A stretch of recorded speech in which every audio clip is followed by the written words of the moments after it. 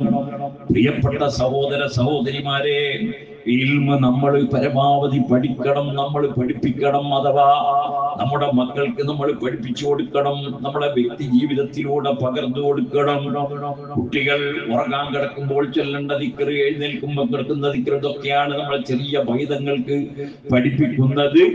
അത് അവർ ജീവിതത്തിൽ പകർത്തി പതിവാക്കി വന്നാൽ ശൈത്വാന്റെ കുതന്ത്രങ്ങളിൽ നിന്ന് അവരെ നമുക്ക് രക്ഷപ്പെടുത്തിയെടുക്കാൻ കഴിയും. മൊയ്ദ് ഉസ്താദ് ഇൽമിന് വലിയ പ്രാധാന്യം നൽകി. ഇൽമിനും ഇൽമിന്റെ ആളുകൾക്കും പ്രാധാന്യം നൽകി. അല്ലേ?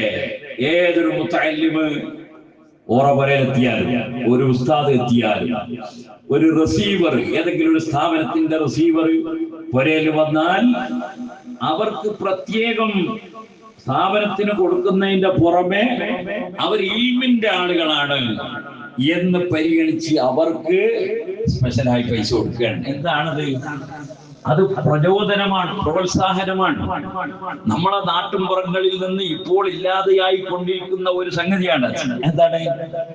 ഈ ഇൽമിന്റെ രംഗത്ത് നിൽക്കുന്ന ആളുകൾ, ആ ആളുകൾക്ക് പ്രോത്സാഹനം നൽകിയില്ലെങ്കിൽ എന്താ സംഭവിക്കുക? ഇപ്പോ ധാരാളം കഴിവുള്ള ആളുകൾ വിദേശത്തേക്ക് പോവാണ് ജോലി അന്വേഷിക്കുക.